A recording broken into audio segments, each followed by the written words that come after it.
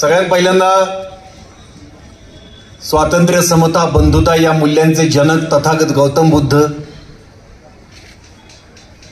बुडणाऱ्या बहुजनांमध्ये ही मूल्य रुजवण्यासाठी प्राणांचीही पर्वा न करणारे जगद्गुरु संत तुकोबाराया,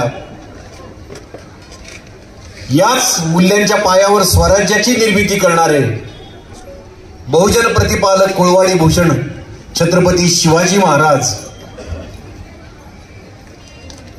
आधुनिक काळात याच मूल्यांची शस्त्र हातात घेऊन सामाजिक शैक्षणिक क्रांती करणारे सावित्रीबाई फुले, महात्मा फुले, याच मूल्यांच्या आधारानं आपल्या संस्थानामध्ये क्रांतिकारक पावलं टाकून बदलाची सुरुवात स्वतःपासून करणारे राजर्षी शाहू महाराज आणि बहुजनांना गुलामगिरीतून मुक्त करणारी ही जी त्रिसूत्री आहे, स्वातंत्र्य, समता, बंधुता, ही संविधानात आणून या भूमीतल्या वर्चस्ववादावर, उच्च नीचतेवर, जातीभेदावर, वर्णभेदावर शेवटचा घाव घालणारे डॉक्टर बाबासाहेब आंबेडकर या आपल्या सगळ्या पूर्वजांचं, या महामानवांचं मी कृतज्ञतापूर्वक स्मरण करतो. आजच्या कार्यक्रमाचे अध्यक्ष मानवजी, खरं तर मी त्यांच्या भाषणाचा खूप मोठा फॅन आहे. आज मी ते रेकॉर्ड करून घेतलं. मागे सुद्धा आम्ही एका कार्यक्रमात एकत्र होतो, त्यावेळी ते राहून गेलं होतं आणि त्यांचं भाषण मी परत मागून घेतलं, पण ते मिळालं नाही. म्हणून आज म्हटलं त्यांची एक आठवण माझ्याकडे कायमस्वरूपी असावी. त्यांचा तो खणखणीत आवाज आणि विचार मांडण्याची जी पद्धत आहे त्याचा मी फॅन आहे. मारुती बापकर, ज्यांनी अत्यंत आग्रहानं मला इथं बोलवून घेतलं. मी नाशिकमध्ये होतो, त्यांनी खूप आग्रह करून मला सांगितलं की तुम्ही पाहिजेच म्हणून, आणि त्यांचा आग्रह मला शेवटी ऐकावा लागला, मान्य करावा लागला. आणि आता वाटतं की बरं झालं की तुम्ही एवढ्या आतुरतेने जमलात इथे ऐकण्यासाठी. मोहननगर मधल्या सगळ्या बंधू भगिनींनो, काही बालेवाडीमधून माझे मित्र आले, शशिकांत कांबळे वगैरे. सगळ्यात पहिल्यांदा हा विषय शिवराय ते भीमराय, दोन्ही नावं आपल्या काळजाच्या जवळची आहेत. माझ्या मनात या विषयाला सुरुवात कशी झाली हे मी तुम्हाला सांगतो. 20 मार्च 1927 या दिवसातली एक घटना आहे, चौदार तळ्याचा सत्याग्रह. चौदार तळ्याचं पाणी प्यायल्यामुळं आम्ही अमर होऊ अशातला भाग नाही. हे पाणी प्यायलं नव्हतं तर तुम्ही आम्ही काही मेलो नव्हतो, तरीही आपल्याला हे पाणी प्यायचं आहे, कारण आपण सुद्धा इतरांसारखी याच समाजातली माणसं आहोत हे आपल्याला सिद्ध करायचं आहे, असं ठणकावून सांगून डॉक्टर बाबासाहेब आंबेडकरांनी चौदार तळ्याचा सत्याग्रह केला. त्यानंतर त्यांनी काय केलं, मनुस्मृतीचं दहन केलं आणि त्यानंतर ते थेट रायगडावर गेले. छत्रपती शिवाजी महाराजांच्या सिंहासनासमोर जाऊन उभे राहिले. अत्यंत डोळे भरून, मन भरून त्या सिंहासनाकडे त्यांनी बघितलं, मनापासून जोहार केला. तोपर्यंत गडाच्या खाली वर्चस्ववाद्यांनी अफवा उठवायला सुरुवात केली होती. अरे, डॉक्टर बाबासाहेब आंबेडकर वर गेलेत म्हणजे ते सिंहासन पाठवणार. पण बाबासाहेबांनी पर्वा केली नाही. ते दिवसभर रायगडावर फिरले, तिथला कण डोळे भरून पाहिला, तिथे मुक्काम केला. माझं कुतूहल जरा चाळवलं की हे सगळं वाचल्यानंतर की डॉक्टर बाबासाहेब आंबेडकर अतिशय विद्वान, बुद्धिप्रामाण्यवादी, रॅशनल माणूस. त्यांची कुठलीही कृती अशा हलक्यात घेण्यासारखी नसते. चौदार तळ्याचा सत्याग्रह, मनुस्मृतीचं दहन आणि छत्रपती शिवरायांचं सिंहासन, याचं काहीतरी नातं असलं पाहिजे. काहीतरी बाबासाहेबांच्या मनात याची संगती असली पाहिजे, असं कुतूहल माझ्या मनातलं चाळवलं. नंतर मी याचा शोध घ्यायला लागलो. त्यानंतर बरोबर 2 महिन्यानंतर 3 मे 1927 बदलापूर इथे शिवजयंती उत्सव साजरा होत होता. कार्यक्रमाचे अध्यक्ष होते डॉक्टर बाबासाहेब आंबेडकर. त्यांनी शिवरायांच्या स्वराज्याची संकल्पना सांगणारं 1 तासाचं लोकांना मंत्रमुग्ध करणारं भाषण केलं.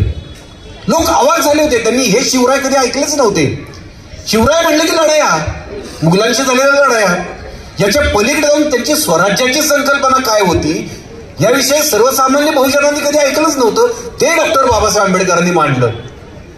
त्या भाषणाच्या शेवटी डॉक्टर बाबासाहेब आंबेडकरांनी एक प्रश्न उपस्थित केला. ते म्हणाले की मुसलमानांसहित 18 पगड जातीच्या लोकांना सोबत घेऊन निर्मिलेलं एवढं सुंदर स्वराज्य लयाला का गेलं. आणि नंतर त्यांनीच त्या प्रश्नाचं उत्तर दिलं. ते म्हणाले की कारण त्या स्वराज्याचा सगळ्यांना सारखा अभिमान नव्हता. म्हणजे स्वराज्यामधलेच काही लोक असे होते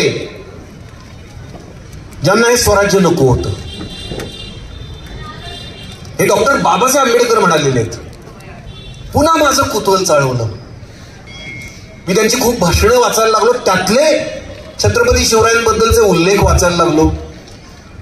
पुस्तक वाचायला लागलो. शूद्रपूर्वी कोण होते या पुस्तकात 10व्या चॅप्टरमध्ये त्यांनी छत्रपती शिवरायांच्या राज्याभिषेकाच्या वेळी जे राजकारण झालं त्याच्याविषयी विस्ताराने लिहिलंय. बाळाजी आवजीनं कसं त्यांना थोडस शब्दांमध्ये गुंतवायचा प्रयत्न केला, गागा भट्टानं कशा पलट्या मारल्या, व्यवस्थित लिहिलंय ते सगळं. एका भाषणाच्या शेवटी ते असाच प्रश्न उपस्थित करतात. ते म्हणाले की एवढं सुंदर स्वराज्य ज्याला शिवशाही असं म्हणतात. आता आपण काय म्हणतो की शिवरायांचे शत्रू कोण होते तर मुघल होते. डॉक्टर बाबासाहेब आंबेडकरांनी प्रश्न उपस्थित केलाय की एवढं सुंदर स्वराज्य ज्याला शिवशाही म्हणतात त्या शिवशाहीचं रूपांतर पेशवाईत कसं झालं. अत्यंत अंतर्मुख करणारा हा प्रश्न आहे.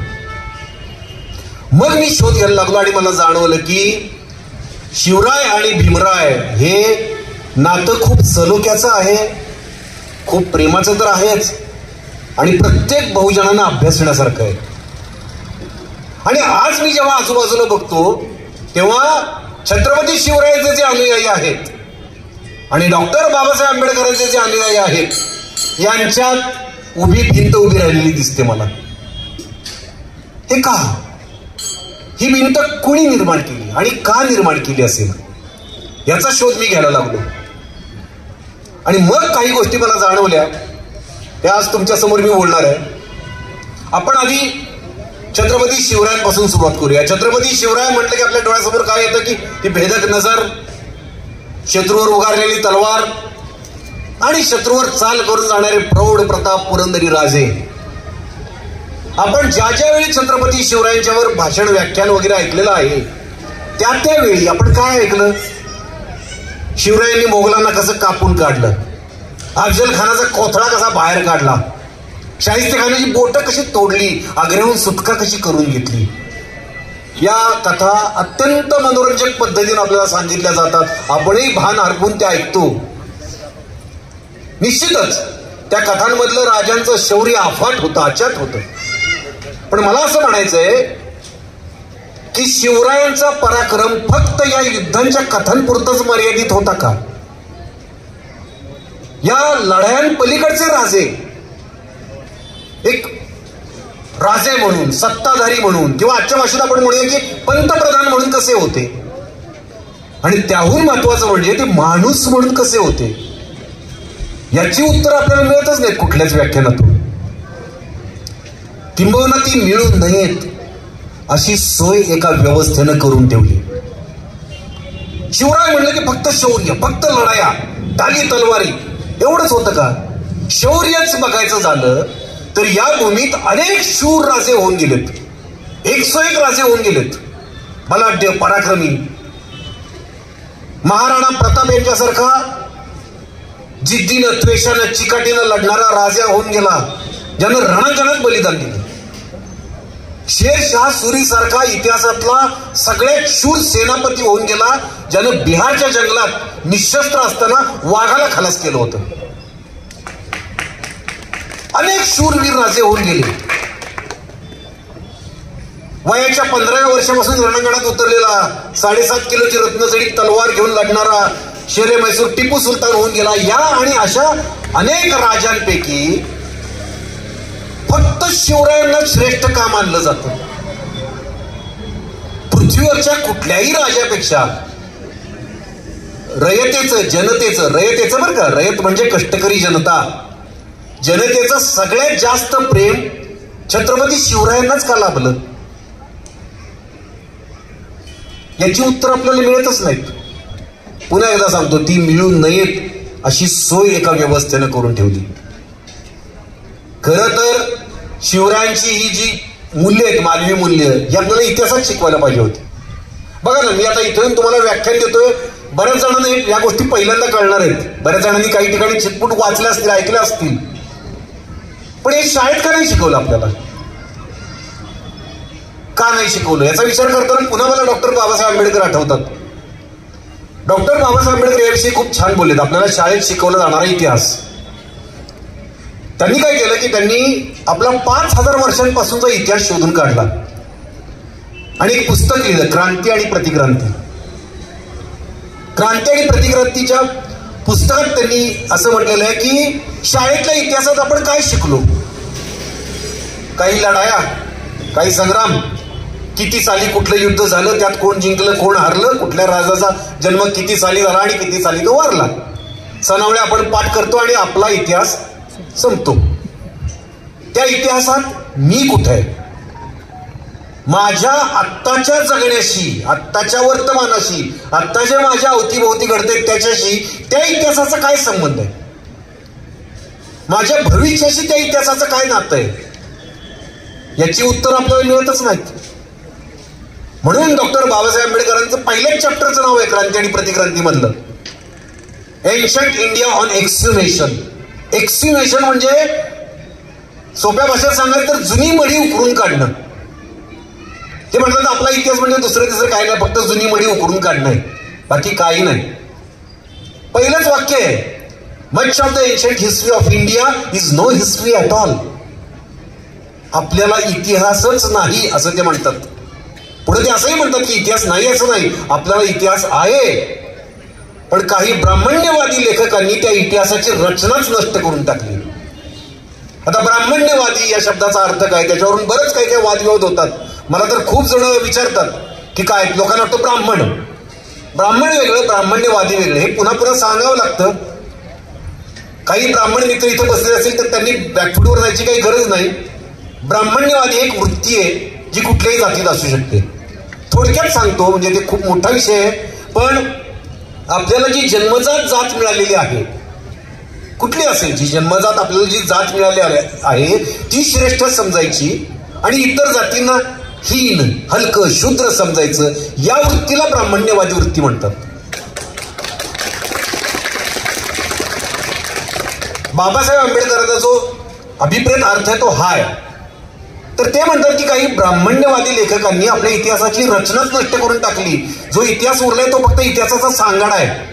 फक्त पुराण कथांसारख्या मनोरंजक कथा उरल्यात, ज्या आयांनी आपल्या मुलांना एक झोपताना एक परिकथा सांगतात ना मनोरंजनाची, तशी सांगाव्यात. त्याच्या पलीकडे काही सापडत नाही आपल्याला. आता डॉक्टर बाबासाहेब आंबेडकरांनी सांगितलेला हा धागा पकडून आपण पुन्हा शिवचरित्राकडे येऊया. स्वतःला श्रेष्ठ समजून लेखणी स्वतःच्या हातात ठेवण्याचं कारस्थान रचणाऱ्या काही इतिहासकारांनी छत्रपती शिवरायांचा इतिहास सांगताना, मी कायम एक शब्द वापरतो, तुम्ही ऐकला असेल माझ्या कुठल्या भाषणात, तुम्ही युट्यूबवर ऐकला असेल तर, की छत्रपती शिवरायांचा इतिहास सांगताना त्या इतिहासकारांनी आपल्याशी चॅलेंजचा डाव खेळलाय. चॅलेंजचा डाव मी कायम सांगतो आणि कायम सांगत राहणार आहे, त्याची पुनरावृत्ती प्रत्येक भाषणात करत राहणार आहे, कारण सगळ्या बहुजनांच्या लक्षात हा चॅलेंजचा डाव लक्षात राहायला पाहिजे. तो चॅलेंजचा डाव कसा आहे तुम्हाला सांगतो मी. तुम्ही पत्ते खेळत असाल तर पत्त्यांमध्ये चॅलेंजचा एक डाव असतो बघा.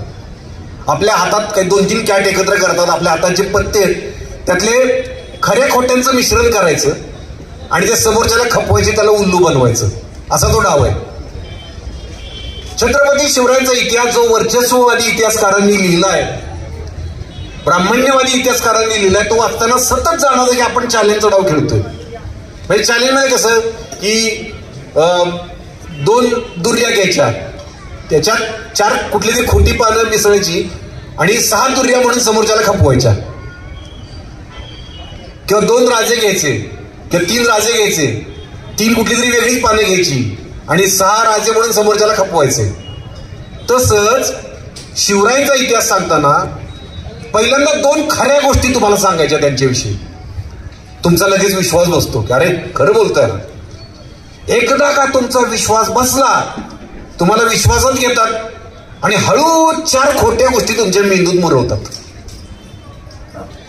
असा चॅलेंजचा डाव वर्षानुवर्ष ते खेळत आले.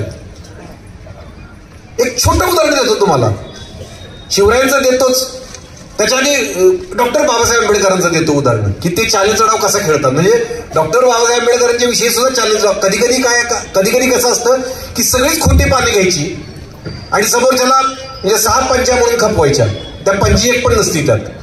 तशा पद्धतीने डॉक्टर बाबासाहेब आंबेडकरांची खेळ खेळलाय त्यांनी. एक घटना सांगतात कायम डॉक्टर बाबासाहेब आंबेडकरांच्या बद्दल. तुम्ही कुठल्याही वर्चस्ववादी लेखकाच्या पुस्तकात तुम्ही वाचा, खूप पुस्तकांमध्ये ती घटना आहे की गांधी हत्येमध्ये सावरकर आरोपी होते, तेव्हा त्यांचे वकील होते भोपटकर. तर असं म्हणे की त्या पुस्तकांमध्ये असं लिहिलंय की त्या भोपटकरांना एकदा डॉक्टर बाबासाहेब आंबेडकरांचा म्हणे फोन आला आणि बाबासाहेब आंबेडकर म्हणाले की मथुरा रोडवरच्या 6व्या मैलाच्या दगडाच्या इथं भेटायला या. असं अगदी एवढा डिटेलिंग मध्ये लिहितात ते. आपल्याला वाटतं मथुरा रोडवरचा 6व्या मैलाचा दगड. मग तिथे भोपटकर वकील म्हणे भेटायला गेले त्यांना. निर्जन रस्ता होता. दुरून मग डॉक्टर बाबासाहेब आंबेडकर कार चालवत तिथं आले. एकटेच होते, कुणी नव्हतं त्यांच्या बरोबर.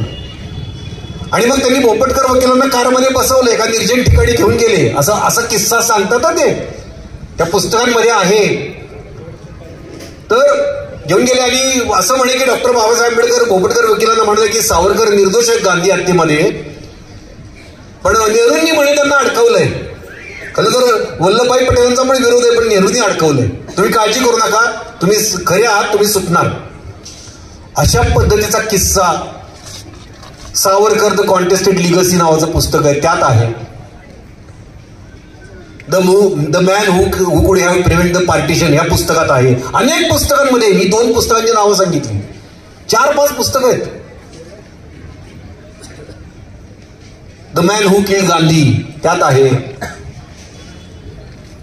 अनेक पुस्तकांमध्ये आहे. तर आता हा किस्सा खोटा आहे. हा चॅलेंजचा डाव कसा ओळखायचा? त्यांनी काय सांगितलं की भोपटकर वकिलांना फोन केला, मग ते एकटे गाडी चालवत आले, मग त्यांना दुसरीकडे घेऊन गेले आणि सांगितलं. आता डॉक्टर बाबासाहेब आंबेडकरांच्या द्वितीय पत्नी सविताताई आंबेडकर यांचं आंबेडकरांच्या सहवासात हे पुस्तक आहे. त्यातल्या 192 क्रमांकाच्या पानावर आहे की डॉक्टर बाबासाहेब आंबेडकरांना गाडी चालवताच येत नव्हती. त्यांना शिकायची इच्छा होती, पण कामाच्या व्यापामुळे आणि इतर सगळ्या गोष्टींमुळे त्यांना ती गाडी चालवता शिकता आली नाही. आता बघा, गाडी चालवत आले, एकटे आले, एवढा सगळा किस्सा सगळ्या पुस्तकांमधून लिहिलाय. तो खोटा ठरला ना, चॅलेंजचा डाव. छत्रपती शिवरायांच्या बाबतीत कायम एक विरोध चिटकवलं जातं कायम पूर्वीपासून.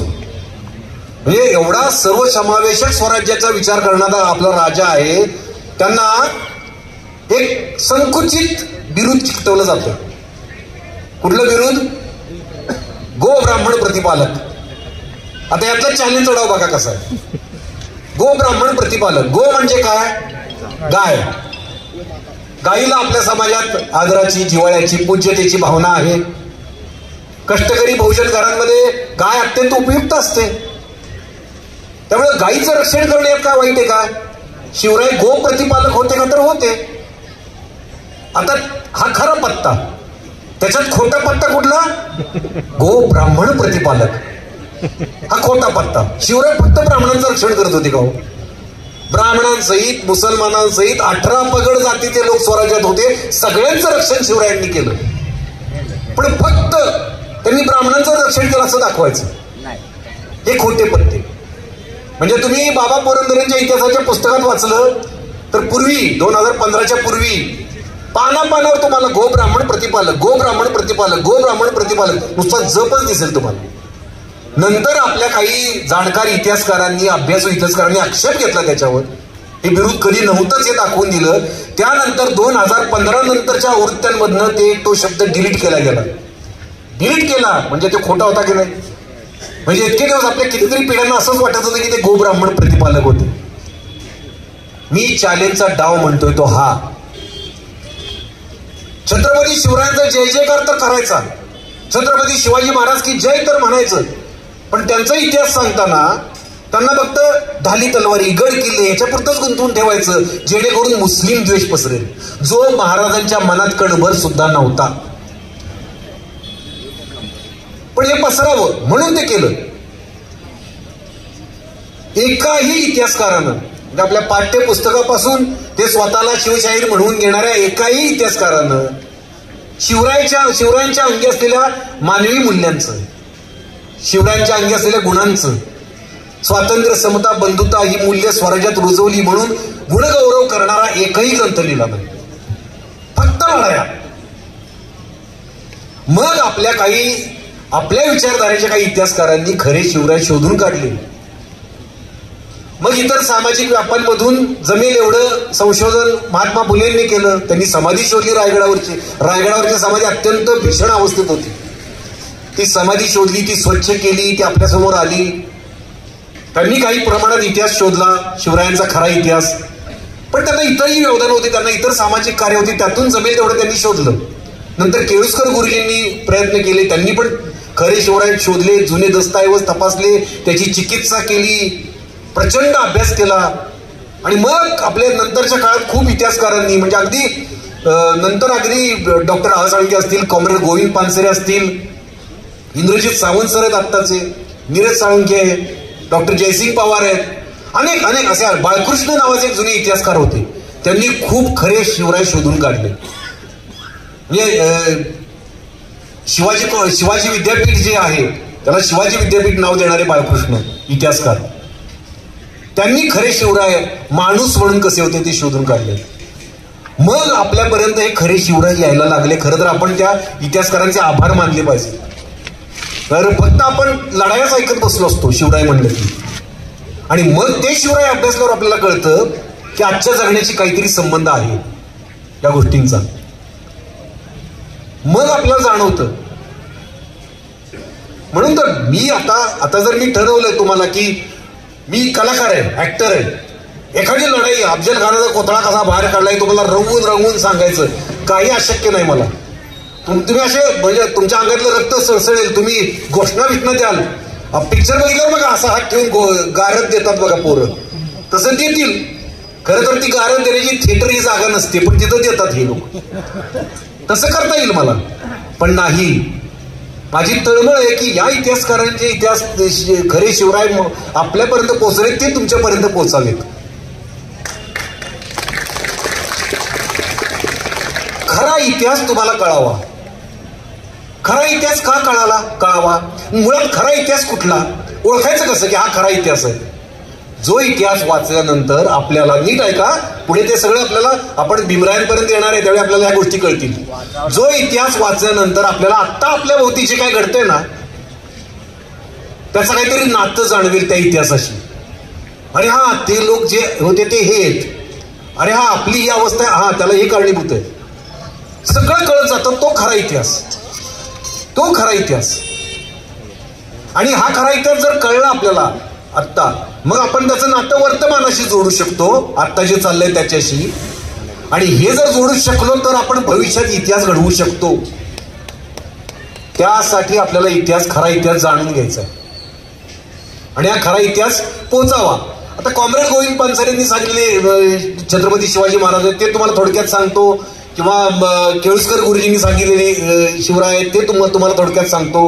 कारण काय की कसं असतं की हे आपण पुन्हा एकमेकांना सांगत राहिलं पाहिजे.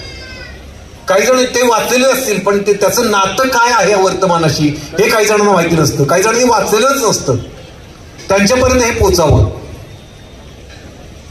म्हणजे सगळ्यात पहिली आपण कथा घ्यायची ठरवली, शिवरायांची तुम्हाला माहिती असलेली कथा जे सांगतात, शिवाकाशीची कथा घेऊया आपण. शिवाकाशीच्या वेळी काय झालं होतं? शिवाकाशीत माहिती आहे सगळ्यांना, ज्यानं राजांसाठी प्राण दिले स्वतःचे. तो कोण होता? नाभिक होता एक. म्हणजे आपण आता जातीचं नाव घ्यावं लागतं कारण तो व्यवसाय होता त्याचं आत्ताच्या भाषेत बोलायचं तर सलून होतं त्याचं पन्हाळ्यावर. तो हुबेहूब दिसायला शिवरायांसारखा होता.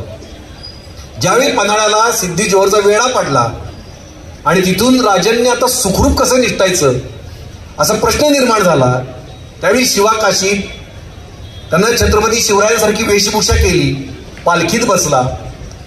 सिद्धेश्वरला वाटलं की यात शिवराय आहेत या पालखीत. त्यांनी त्या पालखीला वेढा दिला. तोपर्यंत छत्रपती शिवराय निसटून गेले पन्हाळ्यावरून. आणि जेव्हा सिद्धेश्वरला कळलं की हा शिवा काशीद आहे, इथे छत्रपती शिवाजी महाराज नाही आहेत, शिवा काशीद हसायला लागला. सिद्धेश्वर प्रचंड संतापला आणि त्यानं शिवा काशीदच्या पोटात तलवार खुपसली आणि त्याला खलास केलं. शिवा काशीद हसत हसत मरणाला सामोरा गेला. हे सगळ्यांना माहिती आहे. आता या कथेचं मर्म काय आहे, या कथेचा गाभा काय आहे तो आपण समजून घेऊया.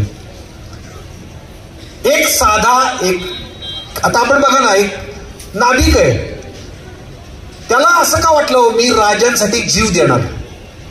तो हसत हसत मारायला कसा तयार झाला.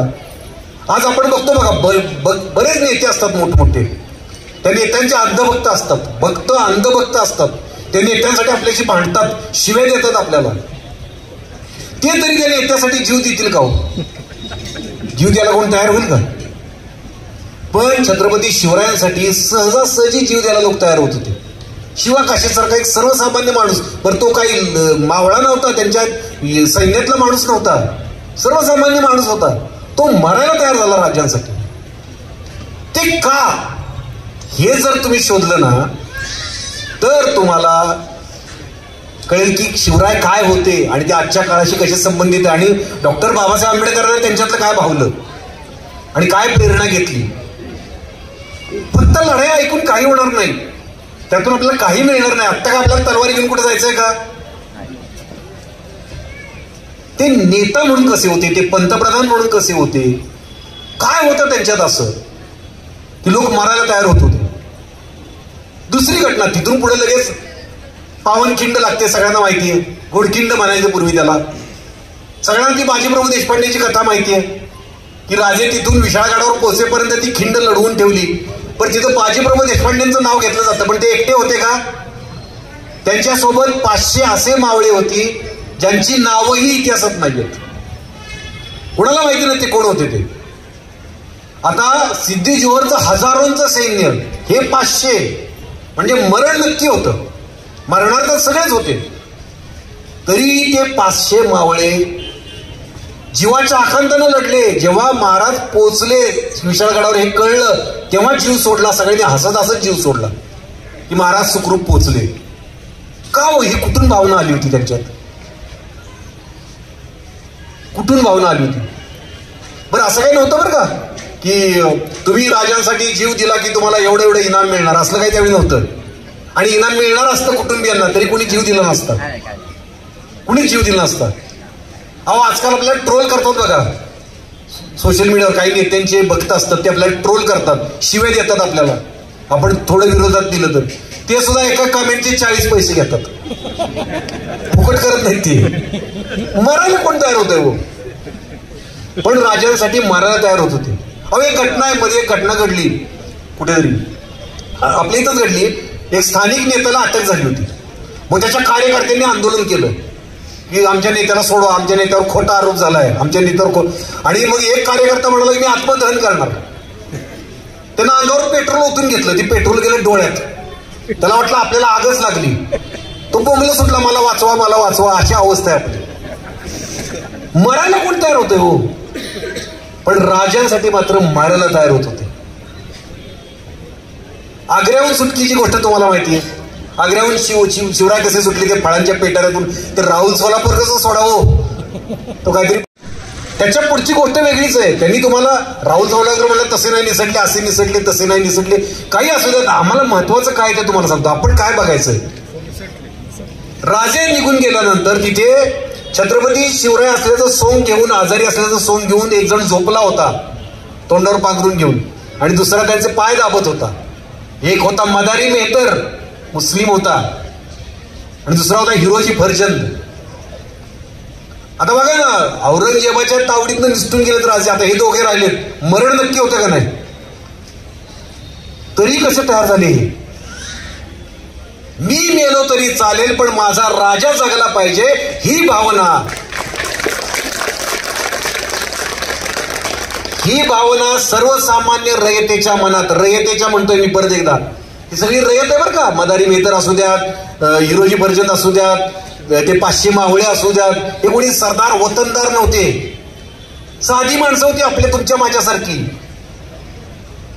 हे सगळे मरायला तयार झाले. याचा जर तुम्ही शोध घेतला ना तर तुम्हाला शिवचरित्राचं खरं मर्म कळेल, शिवाजी राजांच्या कारभाराचं खरं अंतरंग कळेल, आणि मग कळेल जगात श्रेष्ठ राजे का होते आपल्याकडे, हे का तयार होत होते. आता आपण मूळ मुद्द्यावर येऊया. जमिनीचा सर्वे केला. कसं वाटतंय ना, कॉम्रेड गोविंद पानसरे म्हणायचे आपल्याला कसं, ह्याला कापला त्याला कापला. जमिनीचा सर्वे कसा केला. खरोखर छत्रपती शिवरायांनी पहिल्यांदा जमिनीचा सर्वे केला, जमिनीची क्वालिटी तपासली, ती सुपीक आहे का नापीक आहे, त्या जमिनीतून त्या शेतकऱ्याला कुठलं पीक येऊ शकतं, किती पीक येऊ शकतं, किती उत्पन्न मिळू शकतं, याचा अभ्यास केला प्रत्येक शेतकऱ्याच्या जमिनीचा. आणि त्या शेतकऱ्याला त्यावेळी त्या शेतकऱ्याला झेपल एवढा टॅक्स त्याला ठरवून दिला. टॅक्स सिस्टीम हा अर्थव्यवस्थेचा पाया असतो, तुम्हाला माहिती असेल. आपल्याकडे बघा ना, आपण जनता सुखी किंवा दुःखी कशामुळे असते माहिती का, टॅक्समुळे. आपल्याला कळत नाही आपल्यावर काय झालंय ते. आपण कधी कधी चिडचिड होते बघा, खर्च खूप होतोय. आता आपली जी टॅक्स सिस्टीम आहे ती डायरेक्ट टॅक्स सिस्टीम आहे, ती कशी आहे की तुमच्या उत्पन्नानुसार तो स्लॅब वाढत जातो. इनडायरेक्ट टॅक्स सिस्टीम जी आहे, जीएसटी किंवा इतर सगळ्या, त्यातून आपण सर्वसामान्य माणसं खूप मोठा टॅक्स भरत असतो, खूप मोठ्या प्रमाणावर टॅक्स भरत असतो. त्यामुळे आपली सगळी ती चिडचिड होत असते. आपण अस्वस्थ असतो की खर्च वाढलाय आणि उत्पन्न कमी आहे. ही टॅक्स सिस्टीम हा अर्थव्यवस्थेचा पाया असतो. आणि हे जर ज्याची अर्थव्यवस्था चांगली असते, ज्याची टॅक्स सिस्टीम सर्वसामान्यांना सुलभ असते, तो देश सुखी असतो. Happiest country in the world असे दरवर्षी एक इंडेक्स निघतो बघा, तुम्हाला माहिती नसेल. जगातल्या सगळ्यात आनंदी देश असा एक चार्ट निघतो. त्यात आपण पाकिस्तानच्या, नेपाळच्या, बांगलादेशच्या पण खाली आहे, हे आपल्याला माहिती आहे का. हॅपीनेस इंडेक्स मध्ये आपण दुःखी आहेत, जगातले दुःखी देश आहे आपला जगातला, हे अधिकृत आहे बरं का. हॅपीएस्ट कंट्री तुम्ही गुगलवर सर्च मारा घरी गेल्यावर. Happiness index, happiest country in the world. ज्याची अर्थव्यवस्था चांगली असते तो देश सुखी असतो. पण शिवरायांच्या काळात टॅक्स सिस्टीम कशी होती ती मी तुम्हाला सांगतोय. की त्यांनी जमिनीचा सर्वे केला, कारण त्यावेळी टॅक्स पेअर कोण होता, शेतकरी. एकमेव मोठा व्यवसाय होता शेती त्यावेळेचा सांगतोय मी. आता आपल्याला भीमरायांपर्यंत यायचंय, पण कुठला आदर्श घेतला त्यांनी हे आपण शिकतोय. की त्यांनी जमिनीचा सर्वे केला, क्वालिटी ठरवली, शेतकऱ्याला बघितलं की हा शेतकऱ्याला किती झेपेल टॅक्स देणं, तेवढाच त्याला ठरवून दिला. याला किती झेपेल तेवढाच, झेपेल एवढा. आणि त्याच्या पूर्वी पद्धत काय होती, त्याच्या पूर्वीची पद्धत काय होती. शिवरायांच्या आधी जे राजे होते त्यांची टॅक्स सिस्टीम अशी होती की गावोगावी वतनदार नेमलेले असायचे. पाटील, देशमुख, सरदेसाई, कुलकर्णी असे नेमलेले असायचे प्रत्येक गावात. त्यांना राजानं सांगितलेलं असायचं की या गावातनं मला 5,000 होऊन आले पाहिजेत, या गावातनं 10,000 होऊन आले पाहिजेत. तू किती घ्यायचे तेवढे घे, तिकडे गोंधळ घाल, मला 5,000 आले पाहिजेत. मग हे जे वतनदार होते, पाटील, कुलकर्णी, सरदेसाई, देशमुख, हे अव्वाच्या सव्वा लगान वसूल करायचे शेतकऱ्यांकडनं. मनाला वाटेल ते. म्हणजे कॉम्रेड गोविंद पानसरे म्हणतात की ज्या वर्षी पाटलाच्या पोरीचं लगीन असायचं त्या वर्षी शेतकऱ्याला दुप्पट लगान द्यायला लागायचं. अशी त्यावेळची पद्धत होती. आणि शिवरायांनी हेच बदलून टाकलं. शिवरायांनी काय केलं की शेतकऱ्याला ठरवून दिले की तुझी एवढी ऐपत आहे ना तेवढंच दे आम्हाला टॅक्स, तुझी एवढी ऐपत आहे ना तू एवढंच दे. आणि त्या वतनदारांना ठणकावून सांगितलं शिवरायांनी की जेवढं नेमून दिलं तेवढं त्यांच्याकडून घ्यायचं, एक पैसा सुद्धा जास्त घ्यायचा नाही. तुला जेवढा पगार मी देणार आहे तेवढा देणार. एखाद्या वर्षी कमी वसुली झाली, एखाद्या वर्षी जास्त वसूल झाली, तुला जेवढा पगार मिळणार तेवढा मिळणार, पण शेतकऱ्याला नाडायचं नाही. वतनदारांना धाक दाखवून गोरगरिबांची काळजी घेणारा हा पहिला राजा होता. नाहीतर या वतनदारांनी उत्मात केला होता, उच्छाद मांडला होता. काही लगन वसूल करायचे, हे वाडे मोठमोठे बांधले होते गावागावात, स्वतःच राजा असल्यासारखे राहत होते ते, काही काळजी करत नव्हते गोरगरिबाची. शिवरायांनी याला जरूर बसवली, याला लगाम घातला पहिला. ते जर आपण बघितलं ना तर शिवरायांचं हे काम आपण बघितलं, मग आपल्याला कळते की न्याय म्हणजे काय, न्याय म्हणजे काय ही संकल्पना जाणून घेण्यासाठी हे शिवराय तुम्ही वाचा. सर्वसामान्य माणसाला न्याय मिळाला, सामाजिक न्याय आपण ज्याला म्हणतो तो न्याय मिळाला. अहो एक आज्ञा त्यांची अशी आहे की याच्या वतनदारांना दिलेली आज्ञा होती की दुष्काळात शेतकऱ्याकडून लगान वसूल करायचा नाही. काय राजा असेल, दुष्काळात शेतकऱ्याची काळजी घेणारा आपला राजा होता. आपल्याकडे आत्महत्या करतात दुष्काळात शेतकरी, त्यांनी शेतकरी जगवला म्हणून शेतकरी म्हटला की मी मेलो तरी चालेल, हा राजा जगला पाहिजे. शिवरायांच्या ज्या आज्ञा आहेत, आता हे जे मी सांगतोय हे आपल्या इतिहासकारांनी, आपल्या इतिहास तज्ज्ञांनी, इतिहास संशोधकांनी शोधून काढले. त्याचे तथ्य आहेत, त्याचे पुरावे आहेत. तुम्ही ज्यावेळी युद्धाच्या कथा ऐकता त्याचे पुरावे नसतात. छावणीत अफजल खानाचं राजांचं काय बोलणं झालंय कोणाला माहिती हो आतमध्ये गेल्यावर. मग तो वक्ताच तुम्हाला रंगवून सांगतो, अहो राजे असं तर म्हणाला, असं काही आपलं. मग ते काय ते डायलॉग म्हणायचे, त्यांनी डायलॉग टाकायचे. मी जे सांगतोय त्याच्या आज्ञा शिवरायांच्या स्वदस्तुरातल्या आहेत. शिवरायांनी लिहिलेल्या आहेत त्या अजूनही वाचायला उपलब्ध आहेत, तुम्ही त्या वाचू शकता. लष्कराला दिलेल्या ज्या आज्ञा आहेत, खूप काही काम केलंय, पण थोड्या गोष्टी तुम्हाला सांगतो कारण आपल्याला भीमरायांपर्यंत यायचंय. लष्कराला दिलेल्या ज्या आज्ञा आहेत त्या तर वाचा तुम्ही, वाचण्यासारखे. म्हणजे शिवराय गोरगरिबांची किती काळजी घेत होते हे तुम्हाला कळेल. मोहिमेवर सैन्य जात असताना, स्वराज्याच्या मोहिमेवर जात असताना उभ्या पिकातून घोडदळ जाता कामा नये ही आज्ञा आहे. आता याच्यापुढे काय लिहिलं बघा शिवरायांनी. म्हणजे ते त्यांचं एक संवेदनशील मन बघा कसं होतं, ते कवी मन कसं त्यांच्यात होतं बघा. की त्याच्यापुढे त्यांनी लिहिलंय की पोटच्या पोराच्या मायेनं छाती एवढं वाढवलेलं पीक घोडदळ जाऊन नेस्तनाबूत होत असेल तेव्हा शेतकऱ्याच्या जीवाला किती यातना होत असतील हे लक्षात घ्या. किती काळजी घेतली बघा शेतकऱ्यांची. म्हणजे अर्थातच ही आज्ञा दिली म्हणजे त्याच्यापूर्वीचं जे सैन्य जात असेल राजांचं मोहिमेवर, ते पिकं तुडवत जात असणार हो. आणि शेतकऱ्याला पण त्याची सवय असणार आहे की स्वराज्याच्या मोहिमेवर निघाले, जाऊ दे बाबा माझं पीक जाऊ दे, आता काय करायचं, एवढं मी कष्टाने इथपर्यंत आणलंय. आपल्याकडे बघा म्हणजे सैन्याच्या बाबतीत काय बोलायचं नाही, आपल्याकडे ते असतं बघा बऱ्याच जणांचं.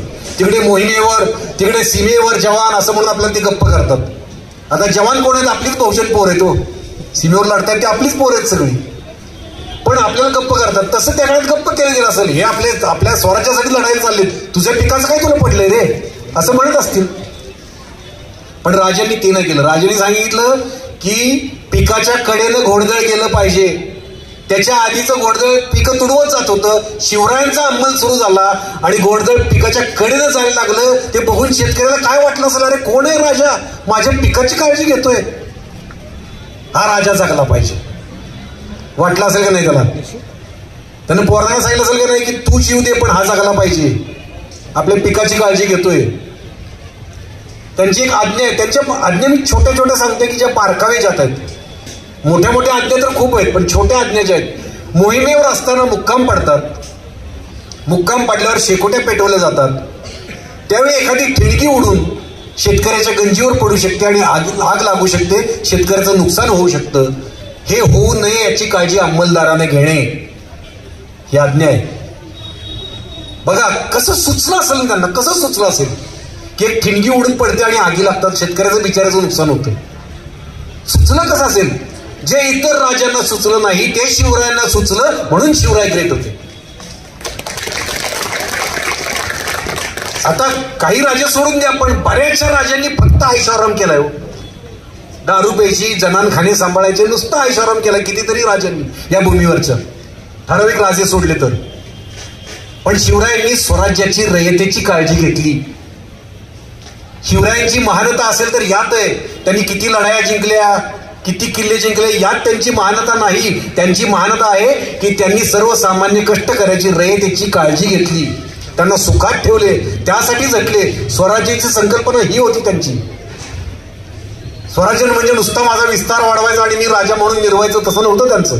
की माझा अंमल ज्या परिसरात आहे तिथली रयत सुखी पाहिजे.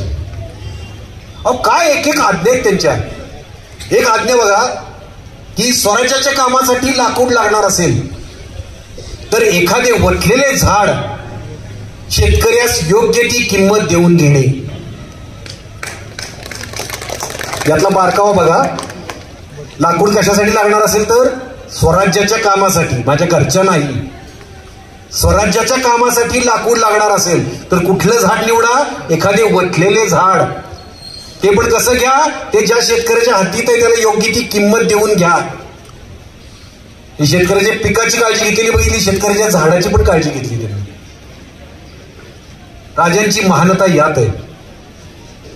राजे श्रेष्ठ होते ते यासाठी होते. लढाया तर खूप जणांनी केल्या, लढाया करायलाच लागत होत्या त्यावेळी.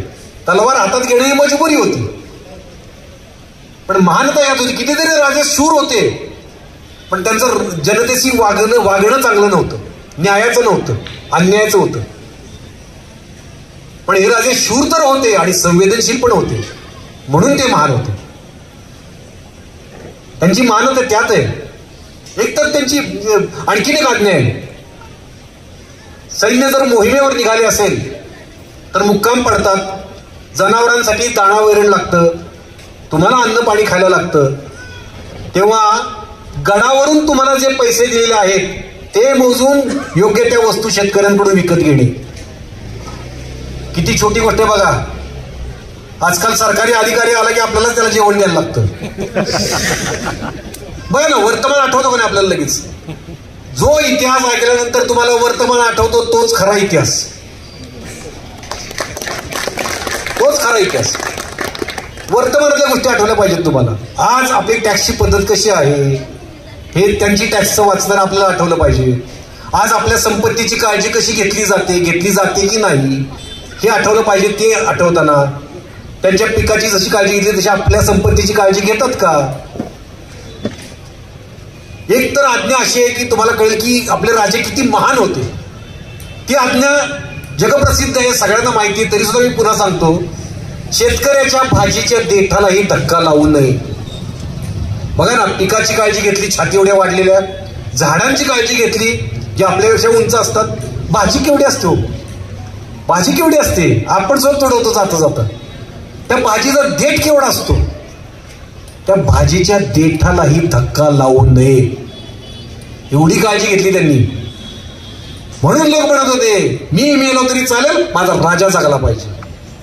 उगाच नाहीत लोक मरायला तयार होतो. त्यांनी रयतेची काळजी घेतली, रयतेच्या पिकाची काळजी घेतली, रयतेच्या संपत्तीची काळजी घेतली. आता मी तुम्हाला सांगतो रयतेच्या अब्रूची कशी काळजी घेतली, महिलांची कशी काळजी घेतली. आज महिलांची अवस्था काय आपल्या देशात आपल्या सगळ्यांना माहिती आहे. आपण तर पुण्यात राहतो, बलात्काराच्या घटना आपल्याला माहिती आहेत. मणिपूरला काय झालं आपल्या समोर आहे. शिवरायांच्या काळात महिलांची काय अवस्था होते.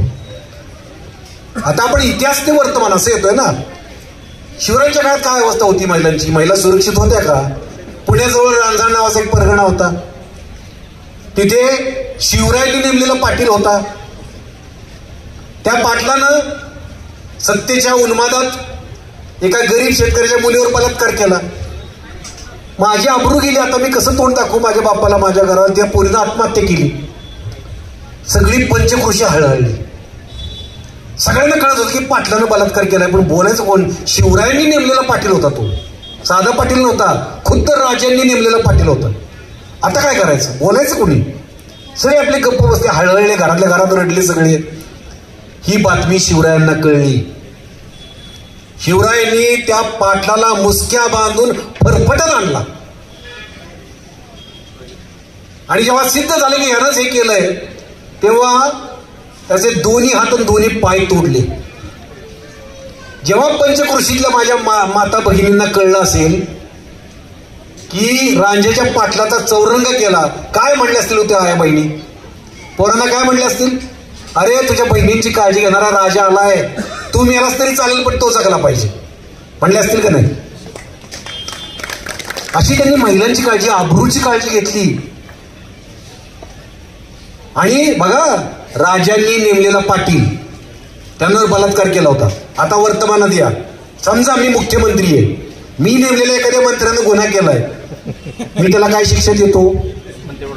असं वर्तमानात यायचं आपण. मी काय गुन्ह्यावर टीका करत नाही, तुम्हाला माहिती, मी टीका नाही का, मी कोणाचं नाव घेतलंय का नाही समजा, आणि माझ्या हाताखालचा मंत्री जर आरोपी निघाला असा तर मी त्याला शिक्षा, आणि मग मला अधिकार आहे का छत्रपती शिवरायांचं नाव घ्यायचं? छत्रपती शिवरायांचं नाव कोणी घ्यायचं? जो असं न्याय देतो लोकांना, तर त्यानं नाव घ्यायचं. आयऱ्या नाव नाही घ्यायचं. आयऱ्या बरोबरीच नाही करायची शिवरायांची. महिला तर सर्वाधिक सुरक्षित होत्या स्वराज्यात.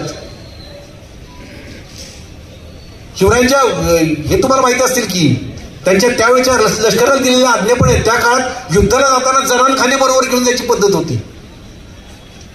अशा कलावंतिणी घेऊन जायच्या मनोरंजनासाठी. शिवरायांच्या काळात त्याला बंदी आली. युद्धाला जाताना कलावंतिणी जनानखाने सोबत घ्यायचे नाहीत. किंवा आपण एखादा प्रदेश जिंकला तर त्या प्रदेशातल्या बायका वाटवायच्या, ही पद्धत होती. रूढ पद्धत होती. रूढ होती पद्धत ती. म्हणजे केलं तर काही वाईट नव्हतं त्यात. त्याला त्याच्यावर लगाम घातला शिवरायांनी. कुणीही पटकिणी होता कामा नयेत जिंकलेल्या प्रदेशात.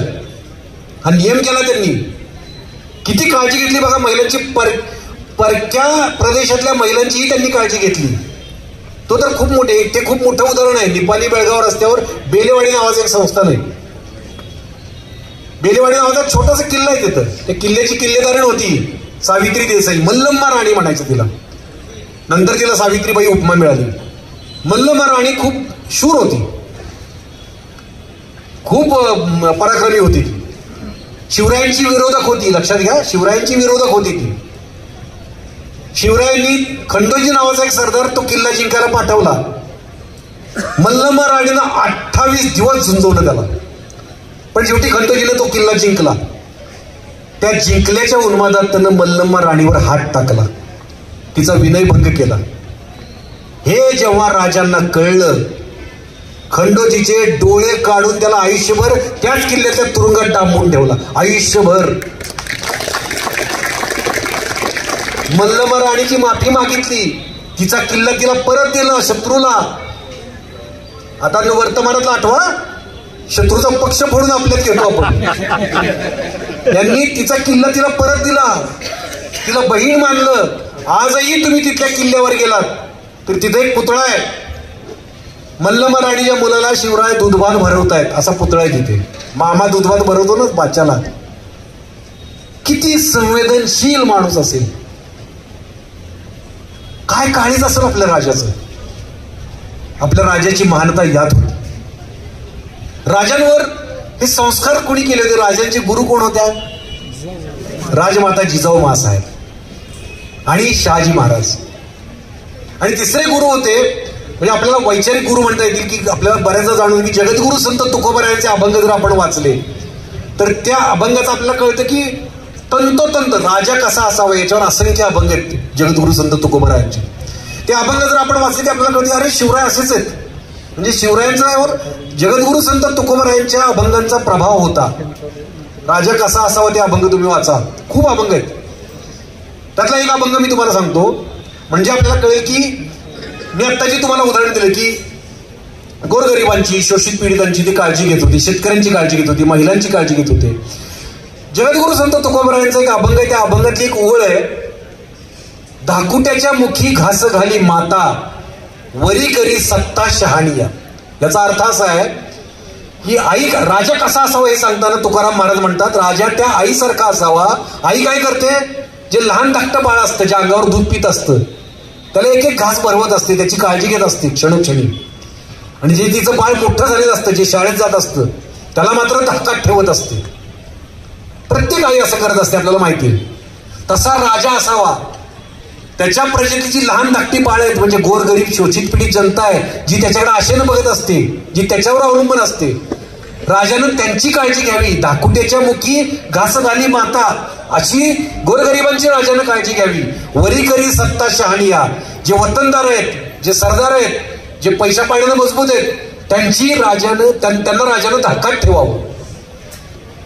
आत्ताचे तुम्ही नेते आठवा, उद्योगपती, मोठमोठे उद्योगपती आहेत, ते उद्योगपती नेत्यांना धाकात ठेवतात का नेते उद्योगपतींना धाकात ठेवतात? बघा ना, वर्तमानाशी आपण जो जोडू शकतो तो खरा इतिहास.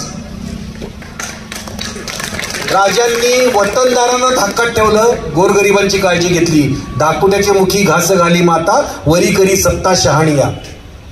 आर्तभूतांप्रती उत्तम योजाव्या त्या शक्ती, असं तुकाराम महाराज म्हणत. आर्तभूत म्हणजे ज्यांना गरज आहे मदतीची, जे गरीब आहेत, हातावर पोट आहे त्यांचं, त्यांच्यासाठी राजानं उत्तमातल्या उत्तम शक्ती योजाव्यात, असं तुकाराम महाराजांनी सांगितलंय. आणि शिवरायांनी ते केलं. आता तुकाराम महाराजांचा प्रभाव डॉक्टर बाबासाहेब आंबेडकरांच्यावर पण होता, हे आपल्याला माहिती आहे. मूकनायकच्या मुखपत्रावर त्यांनी मुखपृष्ठावर एक अभंग तुकोबारायांचा लिहिला होता. काय करू आता धरून या भीड, निशंक हे तोंड वाजवले, नवे जगी कोणी मुखियाचा जाण, सार्थक लाजून नवे इथं. हा अभंग त्यांनी मूकनायकच्या मुखपृष्ठावर लिहिला होता डॉक्टर बाबासाहेब आंबेडकरांनी. म्हणजे तुकोबारायांच्या विचारांचा प्रभाव जसा शिवरायांवर होता तसाच डॉक्टर बाबासाहेब आंबेडकरांच्यावर होता.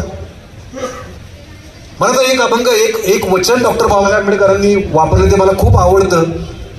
जेव्हा त्यांनी बौद्ध धम्मात प्रवेश घ्यायचा ठरवलं त्याच्या आधी, म्हणजे 36 साली त्यांनी एक भाषण केलं बघा, मुक्तिकोण पथे भाषण, तुम्हाला सगळ्यांना माहिती असेल. ते भाषण डॉक्टर बाबासाहेब आंबेडकरांनी केलं. त्या भाषणाचं जे पत्रक काढलं होतं, त्या पत्रकाच्या वर त्यांनी आम्ही धर्म का बदलतोय त्याविषयी लिहिलं होतं. त्याच्यावर तुकोबारायांची एक ओळ लिहिली होती. ती ओळ अशी होती की जोवरी होतो तुझे सत्ते खाली, तोवरी केली विटंबना. जोपर्यंत मी तुझ्या सत्तेखाली होतो, तुझा धर्म मानत होतो, तोपर्यंत तू माझी विटंबना केलीस, शूद्र म्हणून बाजूला ठेवलंस, अस्पृश्य बनवलंस मला. जोवरी होतो तुझे सत्तेखाली, तोवरी केली विटंबना, म्हणून मी सोडून चाललोय तुला. अशा पद्धतीने त्यांनी तुकोबारायांच्या अभंगाचा उल्लेख केला होता. म्हणजे आपल्याला कळतं.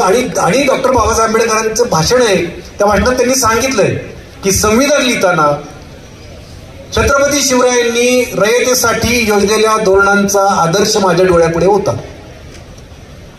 हे त्यांनी लिहिलं होतं. संविधान सभेच्या भाषणात त्यांनी शिवरायांचा उल्लेख केलाय. शिवरायांना स्वकीयांनी कसा त्रास दिला वगैरे वगैरे सगळं त्यांनी संविधान सभेच्या भाषणात डॉक्टर बाबासाहेब आंबेडकरांनी उल्लेख केलाय. संविधान दिनाच्या आदल्या दिवशी जे भाषण केलं त्यात.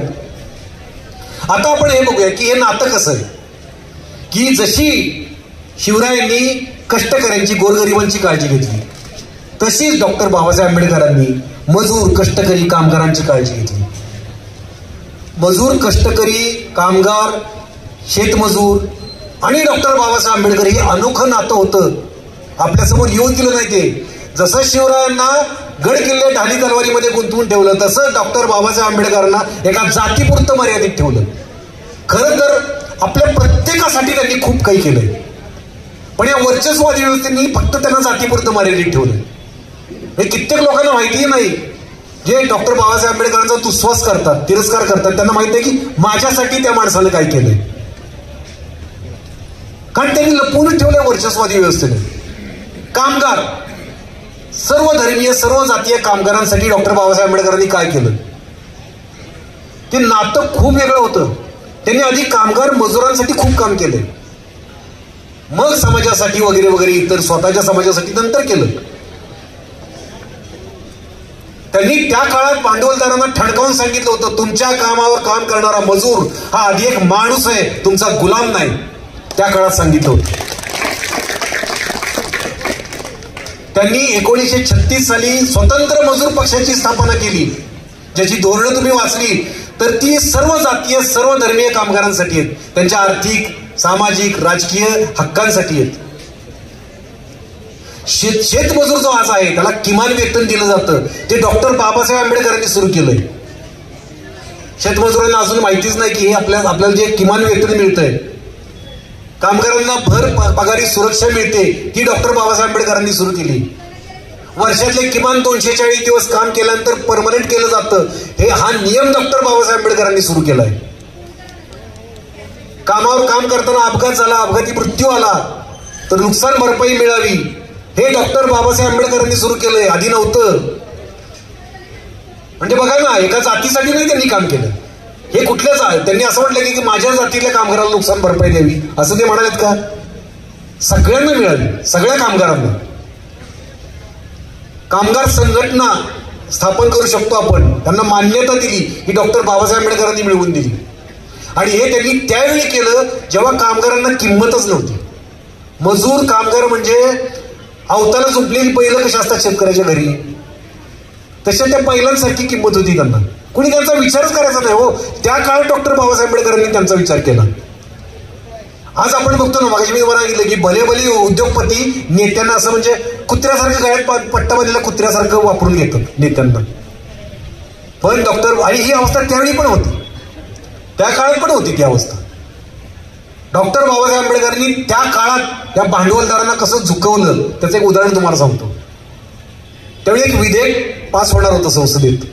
ज्या विधेयकानुसार कामगारांचा संप करण्याचा अधिकार काढून घेतला जाणार होता आणि मालकानं जर अचानक टाळेबंदी जाहीर केली, कंपनी बंद केली, तर मालकावर कुठलीही कारवाई होणार नव्हती.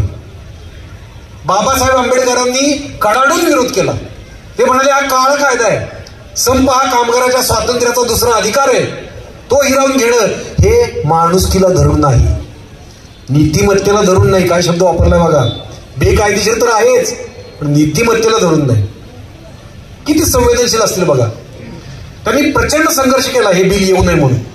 पण त्यावेळी सत्ताधारी होते, त्यांचे उद्योगपतींच्या हातचं बाहुलं होतं ते सत्ताधारी त्या काळातले. पण त्यामुळं बहुमताच्या जोरावर ते विधेयक पास झालं. डॉक्टर बाबासाहेब आंबेडकरांनी संपाचं हत्यार उगारलं. सगळ्या गिरणी कामगारांनी साथ दिली. अख्खा मुंबई इलाका आला संपात. देशभर त्याचे पडसाद उमटले आणि सत्ताधाऱ्यांना आणि भांडवलदारांना झुकावं लागलं. तो कायदा मागे घ्यावा लागला. नंतर मजूर मंत्री झाल्यानंतर तर त्यांनी अनेक क्रांतिकारक ऐतिहासिक निर्णय घेतले. म्हणजे काही काही कामगार अनुभवी असायचे, पण अर्धशिक्षित असायचे. त्यांना नोकरीसाठी भटकायला लागायचं. एम्प्लॉयमेंट एक्सचेंजची स्थापना डॉक्टर बाबासाहेब आंबेडकरांनी केली. नोकरीचा मार्ग सुकर झाला. महिलांसाठी तर खूप काही केलं. जसं शिवरायांनी कष्ट करण्यासाठी केलं, डॉक्टर बाबासाहेब आंबेडकरांनी कामगारांसाठी केलं. कारण तो आदर्श होता त्यांच्या डोळ्यापुढे. महिलांसाठी सुद्धा छोटे छोटे नियम तुम्हाला सांगतो. खूप काही केलंय, मोठं तर खूप काही. हिंदू कोड बिल वगैरे माहिती आपल्या सगळ्यांना. रात्रीच्या वेळी महिला कामगारांना कामावरून सुट्टी द्यायला पाहिजे, हे बंधनकारक केलं. छोटा पण किती महत्वाचा नियम आहे.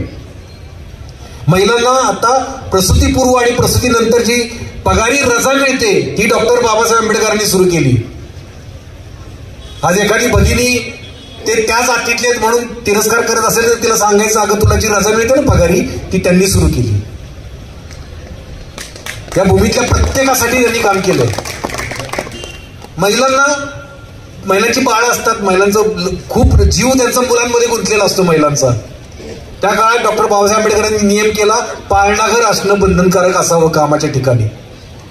आणि महिलांना मुलं डोळ्यापुढे दिसतील ना. हे किती छोटा विचार आहे बघा. मी संवेदनशील त्यांनी काय काय केलंय, संवेदनशीलतेनं, हे तुम्हाला फक्त सांगतोय. शिवरायांनी आणि भीमरायांनी, आणि ते नातं काय होतं ते आपण उलगडतोय.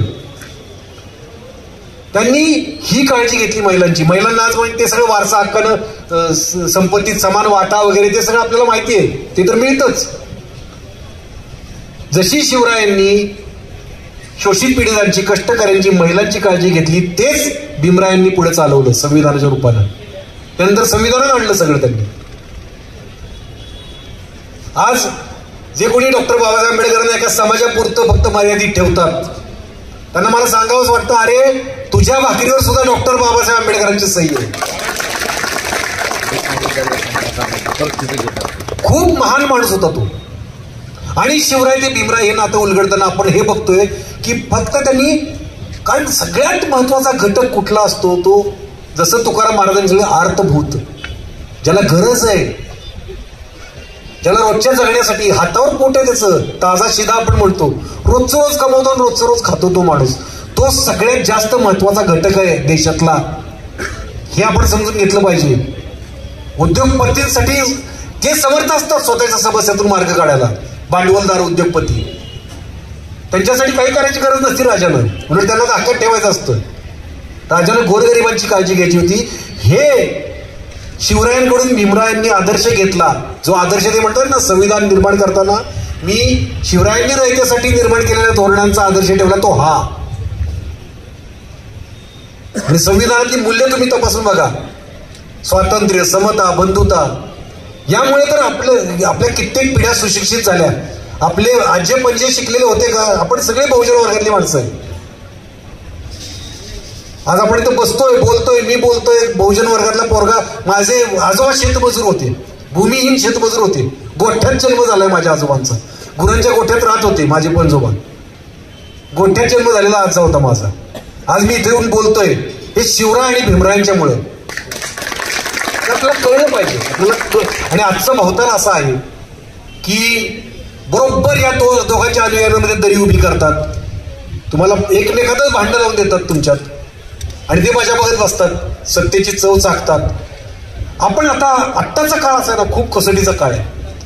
आपण आपसातले हेवे दावे बाजूला ठेवले पाहिजे. शिवरायांचे अनुयायी असतील, भीमरायांचे अनुयायी असतील, आपण आपसातले हेवे दावे बाजूला ठेवले पाहिजेत. आपला आपण नंतर बघूया. आता आपला शत्रू आपल्या बोकांडीवर बसलाय.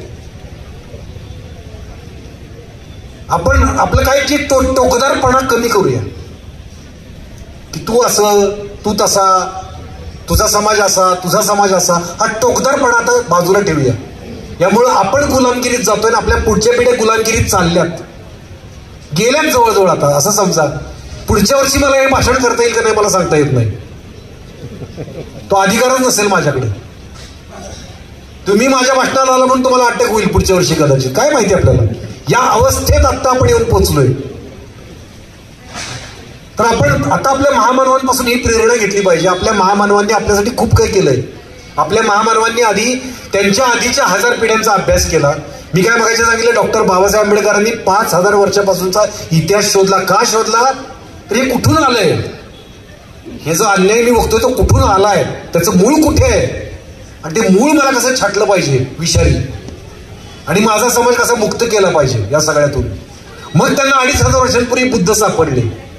मग ते बुद्ध पुन्हा ते आधुनिक जगात घेऊन आले आणि त्यांनी आपलं जगणं सुसह्य केलं. कारण त्यांनी पुढच्या 1000 पिढ्यांची साठीच काही स्वप्न बघितली होती. आता त्यांनी जी स्वप्न बघितली ती तशी तशी साकार नाही झाली, कारण आपला करंटेपणा आहे. आपण त्यांना समजूनच घेतलं नाही. जी काही थोडीफार साकार झाली स्वप्न, त्यामुळे आज आपण मुक्तपणे श्वास घेतोय आजपर्यंत. तरी पुढचं माहित नाही, कारण आपण त्यांच्या विचारांशी गद्दारी केलेली आहे. आपण त्यांचे विचार विसरून गेलो आहे. माझं छान चाललंय ना, मला पगार मिळतोय ना, खिशात खुळखुळणाऱ्या पैशानं आपला मेंदू बधीर करून टाकलाय. स्पष्ट सांगतो मी तुम्हाला. आपल्या कशाला समाजाची धुणी पडली, माझं चांगलं चाललंय ना, असं करून कुणी काही बोलत नाही. भोवती घडणाऱ्या अन्यायाविषयी बोललं पाहिजे. आपण अन्यायाविरुद्ध उभं राहिलं पाहिजे. आपल्या महामानवांनी इथपर्यंत पोहोचवण्यासाठी रक्ताचं पाणी केलंय, त्यांचं आयुष्य खर्ची घातलंय. जर डॉक्टर बाबासाहेब आंबेडकरांनी ठरवलं असतं की ब्रिटनमध्ये एखादी नोकरी करायची छान, इंग्लंडमध्ये, त्यांना कुठल्या पदावर तिकडे पोहोचले असते होते. स्वतःचे किती गाडी घोडे मस्त राहिले असते, मोठमोठे महाल बांधून राहिले असते. ते इथं आपल्या समाजासाठी आले आणि आपण काय देतोय त्यांना आज या परिस्थितीत. आज जे भोवताल आहे त्यात आपण आपली भूमिका निभावतोय का. मला काय काळजी वाटते म्हणजे की माझा समाज बुडतोय आणि मी गप्प नाही. आपल्या पर्यंत प्रत्येकानं खारीचा वाटा उचलला पाहिजे, प्रत्येकानं. आणि मला वाटतं की तुम्ही इथे जमलाय, मोबाईल आत्ता कोणी काढत नाही, सगळे माझं ऐकतायत आणि आपण इथं आलोय तर आपण काहीतरी लोक असे आहोत की जे आपल्या महामानवांचे विचार जपायचा प्रयत्न करतोय. आपल्याला माहिती की काय चाललंय भोवताली आणि आपण आता काय केलं पाहिजे, कसं उभं राहिलं पाहिजे, कसं पुढे गेलं पाहिजे, आपल्या पुढच्या पिढ्या कशा वाचवल्या पाहिजेत. जे संविधान आलंय स्वातंत्र्य, समता, बंधुता घेऊन, ते संविधान पुढच्या पिढ्यांपर्यंत सुरक्षित कसं दिलं पाहिजे याचा आपण विचार केला पाहिजे. की आपली ही संख्या वाढवूया. आता मला तुम्ही बिग बॉस मध्ये बघितलं, मला तुम्ही अनेक सिरियल्स मध्ये बघितलं. मुलगी झाली हो मधला विलास पाटील तुम्ही डोक्यावर घेतला. माझ्या नवऱ्याची बायको मधला शिरीष दादा, राधिकाचा भाऊ पण तुम्हाला खूप आवडला होता. सिंधुताई माझी बाई मध्ये सिंधुताईंच्या वडिलांची भूमिका अभिमानासाठी ती पण तुम्हाला खूप आवडली होती. मला अभिनेता म्हणून तुम्ही बघितलं. पण मी हे का करतोय, तुकाराम महाराजांचं एक वचन आहे, बुडता हे जन न देखवे डोळा, येतो कळवळा म्हणून. हा कळवळा आपल्या प्रत्येकाच्या हृदयात पाहिजे. कळवळ हा शब्द फार महत्वाचा आहे. आणि विद्रोह आपण केलाच पाहिजे अन्यायाविरुद्ध. आपण गप्प बसलो तर ती मग आपल्या महामानवांची जय जयकार करून काही फायदा नाही. ती महामानवांच्या विचारांशी आपण गद्दारीच करत असतो जर आपण घडलेल्या अन्यायावर बोलत नाही. उभे राहा, बोला. आता मला खूप किंमत सोसावी लागते त्या बोलण्याची. तुम्ही बघितलं मला सिरियल मधून काढून टाकलं. नंतर अनेक कामांमधून माझा पत्ता कट केला गेला. बरं, पण मी लढतो. मी हा विचार नाही सोडणार, मरेपर्यंत नाही सोडणार. आणि तुमच्यासोबत सगळ्यांचे आभार की तुम्ही मला हे प्रेम देताय. आणि हे प्रेम आहे ना, हा वेगळा संदेश देतो आमच्या एक क्षेत्रात, की त्यांना कळतं की त्याला लोकांनी डोक्यावर घेतलंय, त्याला लोकप्रिय केलंय. आणि काही जणांना खुपतं, काही जणांना आता आस लागली की मीच बोलतो, मला पण किरण मानेसारखं डोक्यावर घेतली. हे तुम्ही केलंय, तुम्ही हा चमत्कार केलाय. तुम्ही दाखवून दिलं की तिकडची प्रतिष्ठा मी गमावली आहे. म्हणजे ते मला देत नाहीत, आता ते मला तिकडे अवॉर्ड देत नाहीत, मला कशात घेत नाहीत. त्याच्यापेक्षा 100 पटीनं भरपाई तुम्ही केली. तुम्ही मला एवढं प्रेम दिलं की ते फिके वाटायला लागले आता अवॉर्ड फंक्शन त्यांनाच स्वतःला. या काय मिळवतंय. आता परवा मला 12 मेला मला मराठा सेवा संघातर्फे निळू फुले संवेदनशील अभिनेता आणि सामाजिक कार्यकर्ता पुरस्कार देणार आहेत. 14 मेला पुरंदर किल्ल्यावर मला छत्रपती संभाजी महाराज कलागौरव पुरस्कार मिळणार आहे.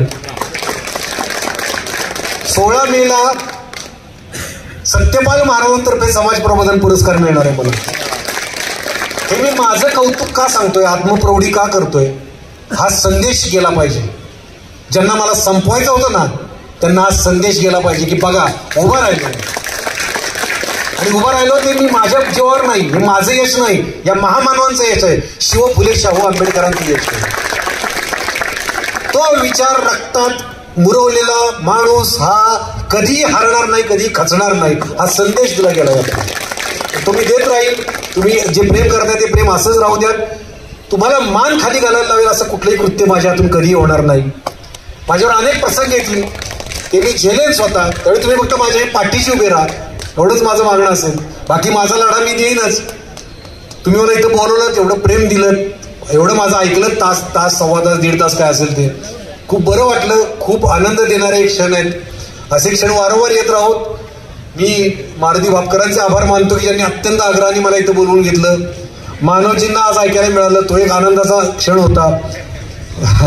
तर खूप बरं वाटलं. तुका म्हणे देवा आज सफल झाली सेवा. जय शिवराय, जय भीम.